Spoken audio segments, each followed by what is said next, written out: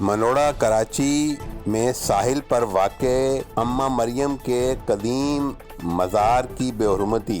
کے P T کے عملے نے غیر قانونی طور پر مزار کو مسمار کر دیا۔ واضح رہے کہ قیام پاکستان سے قبل یہ مزار یہاں قائم ہے اور اس سے پہلے برٹش گورنمنٹ نے بھی اس کے خلاف کوئی کارروائی نہیں کی تھی۔ آج کے پی ٹی کے محکمہ تجاوزات کے عملے نے بغیر کسی نوٹس کے مزار کو گرا دیا اور مزار کو گرانے کے دوران قرآن مجید اور دیگر مقدس اشیاء کی بے حرمتی کی گئی۔ اس واقعے پر لوگ سراپائے احتجاج ہو گئے۔ لوگوں نے تھانہ جیکسن کے سامنے مظاہرہ کیا اور اس سلسلے میں پولیس حکام سے مطالبہ کیا ہے کہ شعائر اسلامی کی بے حرمتی پر کے پی ٹی کے عملے کے خلاف کارروائی کی جائے۔ بصورت دیگر کل تھانے کا گھیراؤ کیا جائے گا۔